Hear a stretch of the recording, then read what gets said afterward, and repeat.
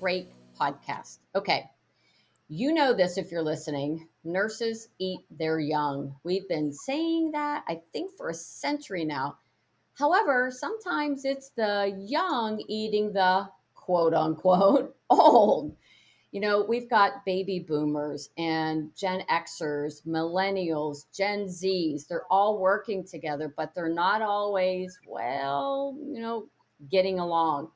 So today we're excited that I invited a generations expert, Karen McCullough, to help today's leaders actually overcome the challenges that they're facing right now, leading a multi-generational team. Oh my gosh, Karen, thank you so much for being here. Welcome to the show. Oh, I'm excited to be here. Thanks for having me. So Karen and I met, I don't know, I think it was maybe 5 years ago. Karen and I are both members of the National Speakers Association, and we're both certified speaking professionals. And we met at a special summit that they host every year for CSPs. And I don't know, Karen was just so much fun. She's got such a great sense of humor, and I love her smile and her laugh. And she just made the summit funner than it would have been without her. Oh, And, thank I think we stayed connected for a little while, but it was just a few weeks ago at the the conference at Influence that we happened to be sitting there at the same table having lunch. And our mutual friend, Lois Kramer, was sitting there, and we started talking, and you said the phrase something about nurses eat their young. I'm like, wait, you know what that is? Yes. And unfortunately, yes, you do know what that is because you're not a nurse. You're not a healthcare leader. But let me tell you what Karen is. So she's actually a nationally recognized keynote speaker with a unique approach to understanding generational diversity. She helps organizations, and a lot of them are healthcare organizations, navigate generational biases by harnessing their team's strengths. She really believes that understanding generational differences can actually be truly advantageous, like other forms of diversity.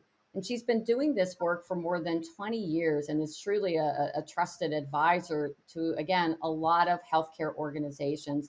And what I love is that Karen, again, is not a nurse. She's not a physician, but yet she understands what these healthcare leaders are facing. So, Karen, again, thank you so much for being here. Can you tell us a little bit about, the generations? Let's kind of level set everything and talk about the different generations and, what their stories are.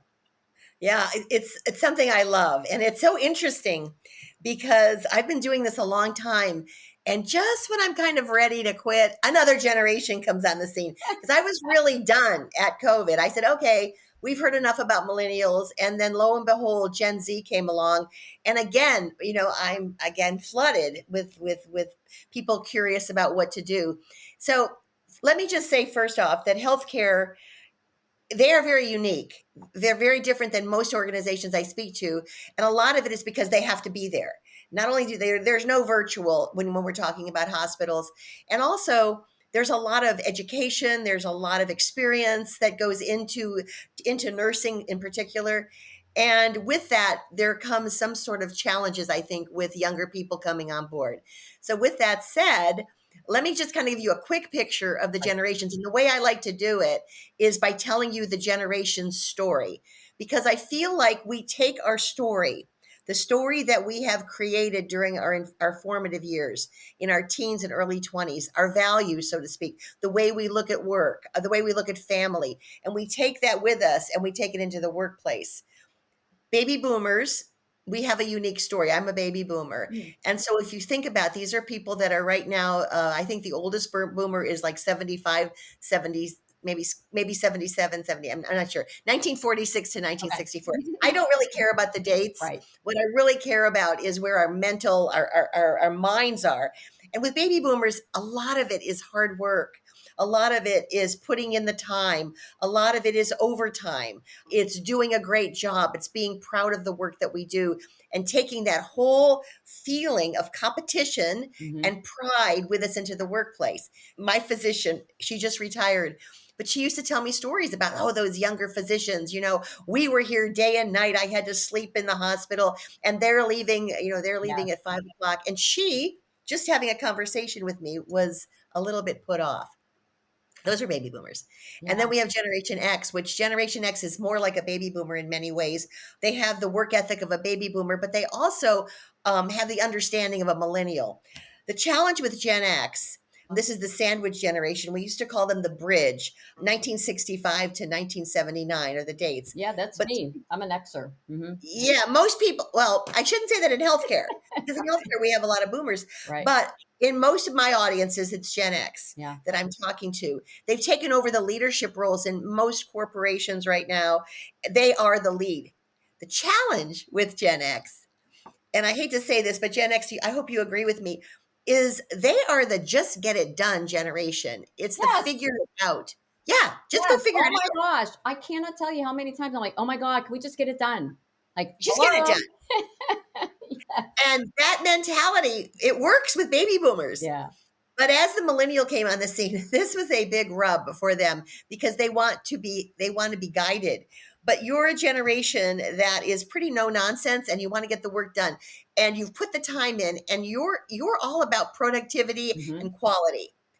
And you're not big on empathy and compassion. I don't mean to say that some of you are. I don't mean to say, but let's just say overall, I have a line. If you're a leader, maybe you say something like, "Hey, my door is always open. Hmm. Just don't come too often and don't stay too long." Yeah. And I think that kind of sums it up. And when I'm speaking, most Gen Xers, they kind of agree. Yeah. So I am right there with you. Yeah. I So agree. my advice is to soften because millennials definitely are very different than you are. So now let's just move into the millennial generation. This is really where my work exploded because people were trying to figure out millennials and when were they going to become just like us? And they didn't. 1965 to 1979 are the dates, okay? They're old now. They're in their 40s. It's so interesting because they were the babies, but right now many, many leadership roles are being held by this generation and they're challenged. Hmm. It's a generation that has a big heart. It's a generation that wants purpose. They're looking for more than just a job. They're looking for completion, satisfaction. They're looking for really fulfilling another piece of them. Hmm. They have a lot of empathy. They have a lot of compassion. The biggest challenge that I see that working with the millennials is they're challenged. They don't like to give bad news. They have a very hard time with feedback, with giving the feedback. They don't want to be the bad guy, but yet they want to get the job done. So we've got this generation that's brought in all of the new words. We've brought in compassion, we've brought in empathy, we've brought in diversity, Hmm. inclusion, equity, all of the new words that we're now seeing on every website. All of this biggest shift came from Generation X. They're the shift generation. And now we have Generation Z. And Generation Z is totally different than Generation X. Generation Z's parents are, everybody hold on, Gen X. Just put the two together, and Right. you're going to start to see an edge. You're going to start to see a questioning. You're going to start to see a confidence the longer they're there and the more Generation Xers you have to speak up. They see the problems at work and they want to tell you about them right away. I work with a lot of universities where they're teaching Generation Z how to have a voice. And I Wow. said, you know what? That voice is hurting them in the workplace. They said, oh no, we're teaching them to not use it for the first 6 months, Oh my to God. not use it. They've got to stay and before they tell you everything wrong with work, they've got to begin to start to watch how things work. So Wow. so we're challenged right now. We're challenged by these generations and we're challenged by our belief. For me, it's the work ethic, hard work, to people who are saying we can get the work done easier, we can get it done faster, we can use technology, we don't have to do some of the systems that are in place. Let's speed these up. So we're seeing a huge shift in how we look at work. Right. Okay, I just want to do a recap on those with the story. So the baby boomers are the hardworking ones. Okay, they're the ones, and I actually want to talk about this. So I'm going to put that in the parking lot for a moment about Okay. how they don't understand other generations and how they're not as loyal and committed and all of that, and because that shows up in healthcare a lot. So the Gen X, they're hard work ethic, just like the baby boomers, but they're all about getting the work done. Okay, productivity. And it's funny, I just finished reading a book. I was on an airplane today, so I finished the book on the airplane. It was How to Buy Back Your Time by Dan. Is it Martinell? I'll put a link in the show notes because I'm Okay. all about productivity. How do I That's get more done with less time? It's the time management generation. If you think about it, Yes, Gen X brought in all of the get stuff done, all of that. Yeah. yes, yes. That is absolutely And one. you know why? Real quick, No, because they wanted to get home to their families. So we yeah, talk about work life balance. So this is a generation that bucked the baby boomer because they wanted to. And baby boomers, we called them slackers because this is the generation. Remember the word slacker? right, It right, was because they wanted to get home and watch their kids' t-ball game, or they wanted to. right. And so now we are starting to think about. So it isn't millennials that want a work-life balance. Generation X tried, but they Yeah. were overpowered. Think Oh, yeah. about it. Yeah. I still try. I'm still not successful. It makes so much sense. But yeah, the millennials and big hearts, they want purpose, empathy. They're the ones who brought in all those terms, compassion and diversity and all of that. And then I never thought of it this way, but this makes a lot of sense. Gen Z, they come in, and I'm thinking of these brand new nurses who come in and right away start saying, this is an issue, that's a problem, Right. boom, boom, boom, boom.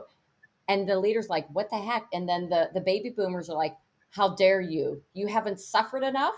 You haven't put the work in enough to have an opinion here. Okay. And then they go back when I was a new nurse, and then they have all this story. So It's interesting, isn't it? it is, it is. And okay, so I want to bring this up because we need your help, Karen. We really need your help. I was just working with a client, and it's in a department where there are a lot of older nurses, veterans, people who've been there for forever. And we've kind of lost the middle. So back in the day, especially when I Yes, was I've heard this. practicing, we were brand new nurses, or you had nurses who were maybe, 5 years into their career. You'd have your 8 to 10 years, 15 years, 20. Now it's brand new, or you've been there for 35 years. Like we've lost the middle. And what comes up all the time is going right back to what you said. Some of the older, and I'm going to say nurses, because I see this more in nursing than any other, profession, where they are almost to the point where they're attacking the newer nurses instead of helping them. And everybody's so short staffed right now. Okay. And so the frustration from the leaders is that our experienced older nurses are eating our young, who are then leaving, and then they're complaining about being so short staffed again. And I don't know, Karen, I'm sure you're seeing this in Well, your there's work. there's a lot of reasons for it. Um, when we talk about training right now, and we talk about revamping our mindsets, the word mindset is big. I believe that leaders need it more than anyone. Yeah. And as we're talking about healthcare and nursing right now, you're exactly right. I'm working with a huge team right now, and they told me there's nobody in the middle.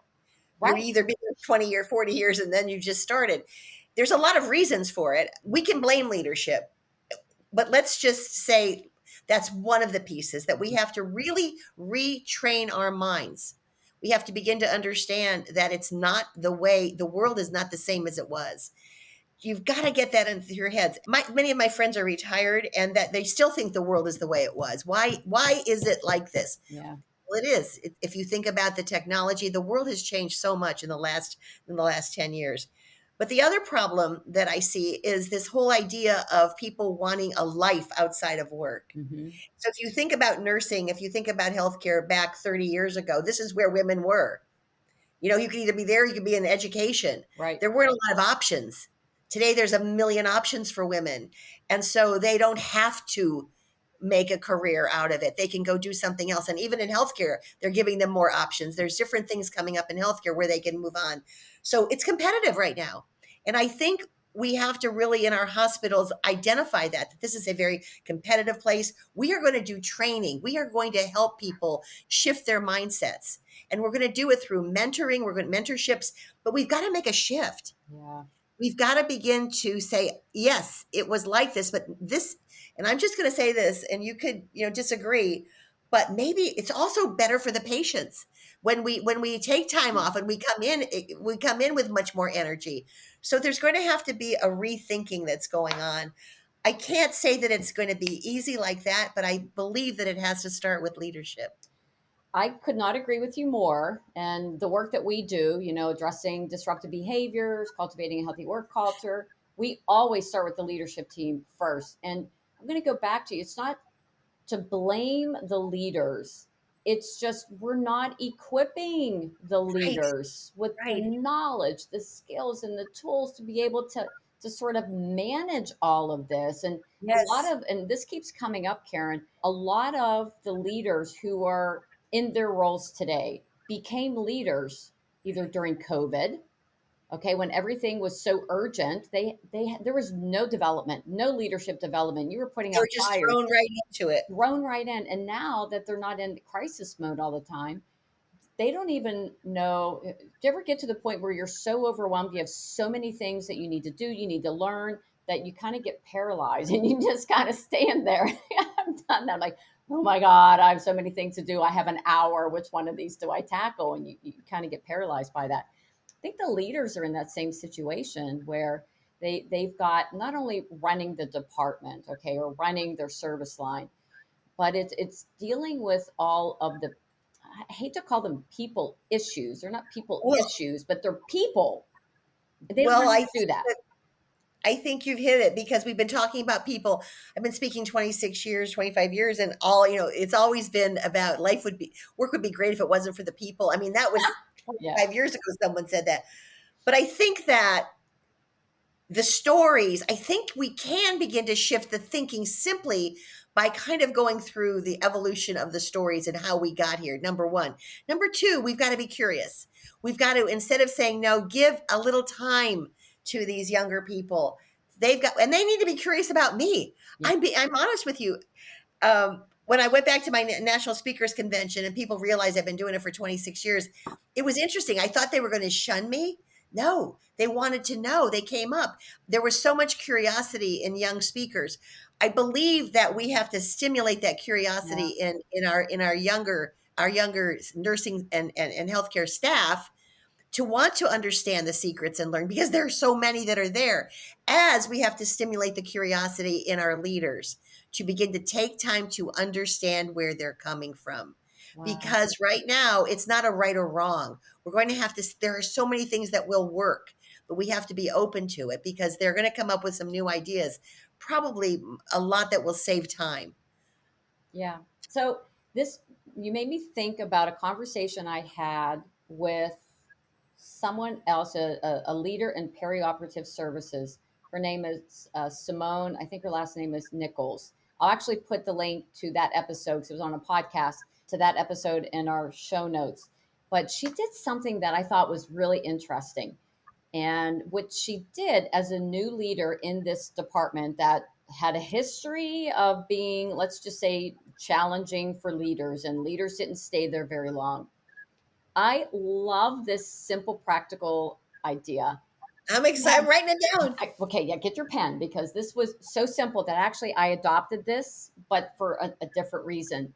She had raffle tickets, and she would say to her, people, tell me one thing about you that I don't know, and I'll give you a raffle ticket. Ask me something about me that you don't know, and I'll give you a raffle ticket. And then once a month, I think it was, maybe, she would take all the raffle tickets and she'd pull one, and whoever's ticket she pulled got a prize. But it's to your point.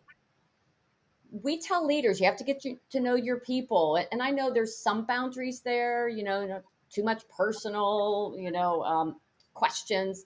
But I think, especially, you're talking about the different generations. Some of these generations, they'll tell you everything about themselves, sometimes too much. I don't want to know all that about you. They tell you too much. But the reverse, having the younger, employees asking the older employees questions about I think themselves. I think that is genius that they have to get a raffle ticket if you ask me something about me, Yes. because we're so used to hearing about them. And Yes. I go, I've got a lot to offer. Somebody asked me. It's just interesting. I like that idea a lot because that's how we break down the barriers. It's Right. just simple things. It's about learning about people. It's about understanding when someone's a minute late or 5 minutes late because we know they're getting three kids off to school and they've got things to do. And we've got to begin to understand their life Yes. instead, I don't know. I'm sure that the rules are very rigid, but there comes a time when we have to bend a little. And I think that when younger people see the leadership more flexible, when we can be flexible, when they see that ability to be a little more agile, I feel like we're showing them that we do listen and we are trying. It's that rigidness that is a turnoff. Yeah, because I've seen this too, where leaders, we need to set boundaries, but at the same time flex, especially with our communication. And I'll give you an example. This comes up here and there with the leaders who I'm working with, where they'll get text messages from their employees Saturday, 2 o'clock in the morning on a Thursday, and they're like, "Hey, I want to change my schedule," or "Hey, I want to take this day." Things that are not urgent. But what's happening is the leaders are answering them and Right. then complaining about them. I'm like, whoa, whoa, whoa, whoa, whoa. Okay, so we know texting and using all the apps, because I actually did a little part of a webinar that we did. It was one of my topics was how to communicate in the multiverse. Okay, you've got all these different ways of communicating, but it's to get really clear on, first of all, don't say, nope, if you want to talk to me, you have to email me or schedule time, because that's not going to work probably for a Gen Z. But to look at the apps and WhatsApp and all of the different ways, but then also setting some boundaries. Like if you text me at 2 o'clock in the morning to ask me to change your schedule, I am not going to respond to you. Right. Right. So I don't know. What's your opinion on that? My opinion is very clear. Set the boundaries. Hey guys, this is when I will answer text, but then don't answer the text Yeah. or have an answer that comes back. I believe you have to definitely show that you have boundaries. And I think that's another challenge. Um, this isn't happening in healthcare. It's happening in one of the other companies I'm working with, mental health days. Yeah. So people are taking 3 mental health days a month or a week, and they're not. So we have to begin to understand that when you don't come to work, it is hurting the team. And we have to set boundaries, even though we say we want to improve, we want this. Nothing works without boundaries. Yeah. And I Yes, think very right. a lot of leaders struggle with that. I know personally I struggle with it too. I sometimes struggle setting those boundaries with even my own clients, because I'll be at the gym. I'll be in a fitness class. It'll be 7:30 at night and I get a text message from one of my clients and I'm answering it. And I'm It's stepping because out to hop on a call. it's because you're a Gen X. Ah, You would not answer it if you were a millennial for sure. You would have the boundaries. This is not my work time. You see, we as baby yeah. boomers and Gen X, we're going to bend over backwards and do that. And setting boundaries, even though we're like, darn it, why do they do that? We're still going to give in. But a younger generation is not going to give in. They have a very clear boundaries of work and their personal life. That is so funny. I never even considered that. And that's what I really appreciate about your expertise and understanding and having that curiosity. Yes, and also make laughing at yourself. Yeah. If you, I would tell people, "Oh, I've worked all day," and when I had my retail stores, and my younger employees would say, "But nobody asked you to. Why? We can get it done." And you realize you're right, but we have this desire to please, this desire to do it right, this desire, and that is part of our and your generational story. It's a part of our work ethic that doesn't serve us anymore. Hmm. I hate to say it, but we've got to begin to look at things like that. Is it serving me right now? Because I'm learning from younger people. I'm learning that I am much better when I take the weekend off and I come in rather than trying to get a lot of work done on the Gosh. weekend and then coming in on Monday and working. Yes. So we can learn. I wish I could solve the nursing problem. I wish I could wave a magic wand. I can't. It's a tough one. Yeah. But I believe that we've got to begin to identify ourselves and look at what makes us tick. begin to bring those boundaries in, begin to bring in that compassion, that teaching piece of us.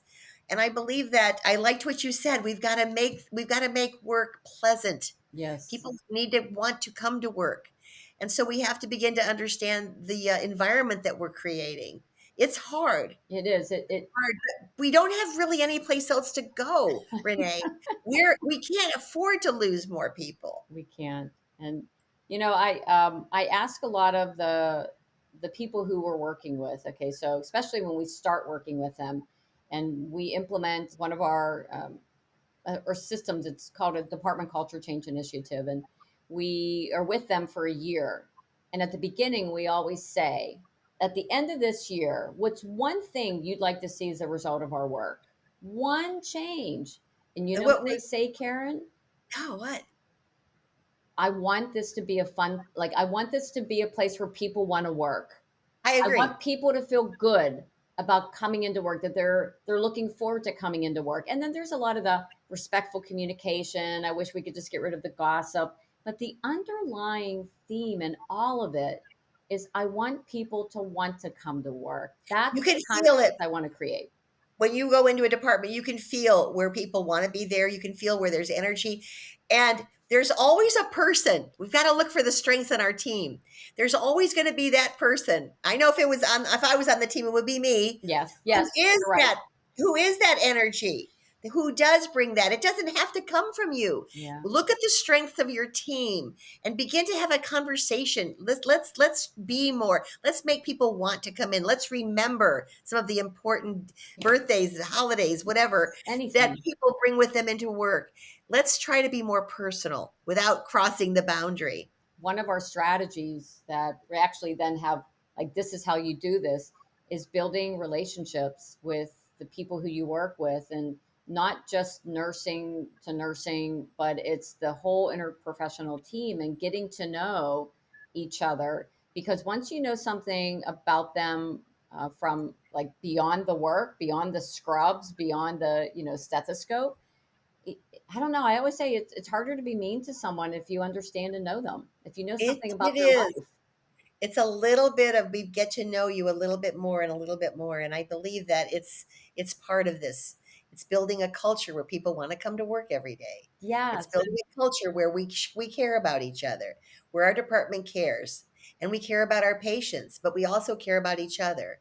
And sometimes it's a culture where we have to bend a little, give a little, because maybe we know we're going to get it back. We're not doing it for that. I didn't mean to No. say it that way, but you know what I'm Oh saying. yeah. It always comes back. It When you always give comes back. kindness, kindness is always returned. And I think that's so powerful. And instead of, I see and hear a lot of people complaining about the different generations. They complain about the Gen Zs. They complain about the millennials. But Karen, sounds like what you're saying is, first of all, stop complaining about them. Okay. Because I'll learn from them. Guys, learn from learn them. from them. I learned so much. Learn from them. Tell me about that because they're everything is so completely different from what I do, and it's so interesting because this is what I do every day. And what I learn when I'm giving they'll come up and say, "Don't say this," or "Hey, use this song." I'm getting so much content from Gen Z, but it's because I believe that I'm showing them that I'm open. I Yeah. try to be relevant. I try to be open because that's the way I'm going to learn. And it's their world. It's every day. It's we're going to get after Gen Z's Gen Alpha. So you millennials, those are your kids, and I wonder what they're going to be like because they're listening to they're watching their iPods or iPads, excuse me, when they're two. Yes. I mean, it's going to be a different world. So we've got to prepare for it. We've got to change. And the older we are, the more open we have to be, the more we have to evolve, and the more curious we have to be. And then the last piece is we've got to keep learning. Yes, we have to keep learning about healthcare, but we also have to keep learning about each other. And we have to keep learning about ways that we can connect in a meaningful way. Wow. Karen, this was fantastic. And I feel like we probably could have spent a couple of hours on this We topic. could. But if you had to, like, as we wrap up here, if you had to just kind of summarize it into one or two things that leaders can do right now, like some practical strategies that they can go, back to work to really start embracing and learning from all the gifts that these different generations can potentially bring us, what would you suggest? I would suggest you know all of the responsibilities you have. You know all of the technology right now. Now it's time to be more human. And I believe that it's time to be flexible where you can be, to be a good listener, to take in things. It doesn't mean you have to change and you have to go change right away, but you can say, "Yeah, I hear you. I get your point of view." People need to feel heard. Yeah. When we feel heard, when we feel seen, we can begin to build a culture where people want to come to work every day.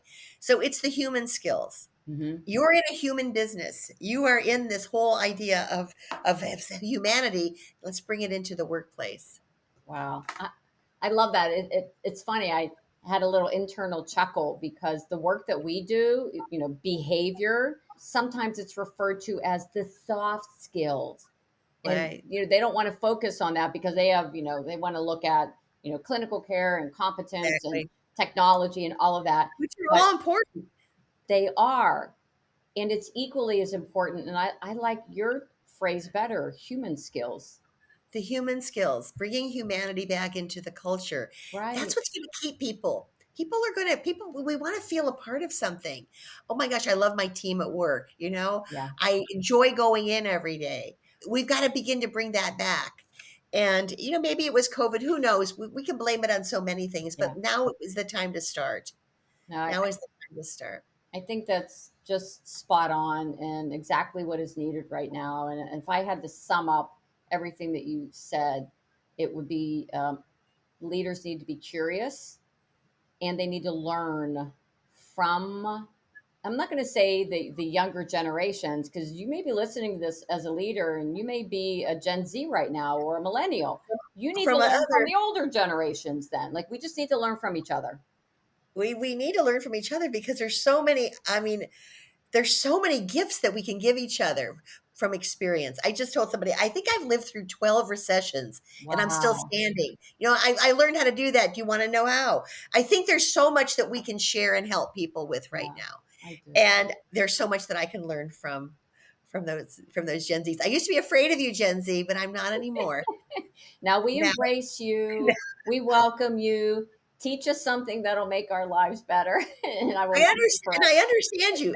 Understanding that they're the children of Gen X, Yeah, it made it all very clear to me. I began to understand it better. that is so funny. Thank you so much, Karen. Okay, if people want to Thanks for having connect me. with you, what's the best way they can connect with you? Oh, you can email me at Karen@KarenMcCullough.com. I'm on LinkedIn. It's Karen Woo. McCullough Hmm. one. I love LinkedIn. And I think those are the best ways. I have a website. You Yeah. can go hop on it, look at it, and let's get connected. Yes. I first of all, I love your website. I Oh, think it's thank you. just so well done. I've been on your website before, but I went back on it. I love so Karen has a blog. She does a lot of keynotes. There's a lot of information on her website. But your keynotes, I chuckled. I love this. You have a keynote titled "It's not personal, it's generational." It's Like, booked a lot because if I can make people laugh, yes, just read, they want to come. yeah, Because I can say generational this or that, but that title. I love it. And if I'm going to make you laugh. I'm going to make you laugh at yourself. And we're going to take a stroll down memory lane for just a little bit, kind of talk about those generational stories and then begin to feel how can we now grow our workplace and our culture. Yeah, I loved it. I thought it was a great title. And, I read the description. I'm like, this is spot on. So if you're a leader right now and you're struggling with generational challenges, I highly recommend that you connect with Karen and Oh, maybe, thanks, Ray. have Karen come to your place and, not only help your leaders to be more curious and to learn, but to have a good time. Okay. Because yeah, Karen's a lot of fun. I think you'd really love spending some time with her. So again, I appreciate it. thank you so much for being here, Karen. Thanks. Thank you. Thanks, everybody. Thanks for listening. Thank you. And yeah, thanks to the listeners. We know you're very busy, but really appreciate you giving us your time today and just so appreciate everything that you're doing to try to become a better leader so that you can cultivate a healthier work culture. And if you really like this podcast, if you could give us a rating and post a review and then share it with others who may need to hear this today. Thanks, everyone. Take care. Thank Bye. you. Bye bye.